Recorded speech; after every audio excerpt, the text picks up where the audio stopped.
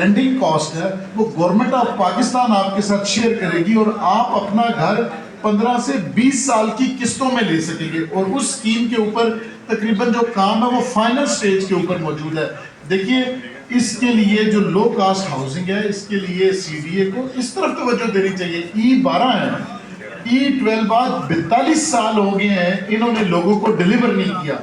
जब आप एक सेक्टर डेवलप करके लोगों को नहीं दे सकते, आपके पास पूरे का पूरा एक लाहो लश्कर है इन्फोर्समेंट का, एक पूरा डायरेक्टोरेट है, आप लोगों से जगह खाली करा के उनसे सेक्टर डेवलप नहीं कर सकते, तो फिर जब हाउसिंग की डिमांड बढ़ेगी तो किराए बढ़ेंगे।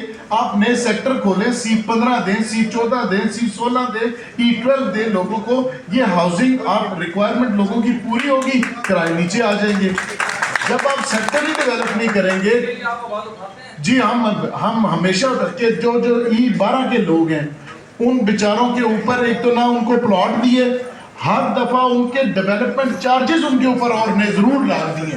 तो वही जो लोग हैं उनको आज से 42 साल पहले जिन्होंने घर लिए थे, प्लॉट लिए थे घर बनाने के लिए, उनकी तकरीबन 2 नस्लें जो है वो फोर्ट हो गए इस दुनिया से। तकरीबन 42-43 4,500 लोग फोर्ट हो गए हैं। अब उनकी वो तीसरी जनरेशन है जो इंतजार में है कि शायद हमें प्लॉट मिल जाए तो हम यहाँ पर घर बना लें।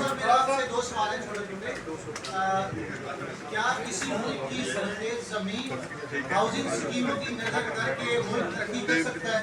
और दूसरा, जो हाउसिंग स्कीम बनाई गई है, तमाम जो कुदरती नदी नाले थे वो दरिया सीवरेज में बदल गए। आप उस वक्त मुद्दे पर रोशनी की क्यों जो है आवाज नहीं उठाई? आज वो सीवरेज की सैनिटेशन की हुई तो आप आवाज नहीं उठाई। अच्छा सर, उस वक्त मैं स्कूल में पढ़ता था, ये करने का वैसे मैं आपको बताऊं, देखें E11 जब बना ये 1992-93 में बना। हम लोग उस वक्त स्कूल में, हम तो आए तो 2004-2005 में जब सब कुछ बन चुका। ये किसकी इनकॉम्पिटेंसी है मुझे बताइए? क्या ये CDA की नहीं है?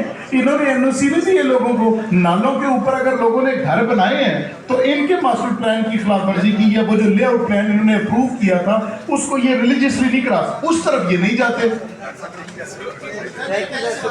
पहला क्या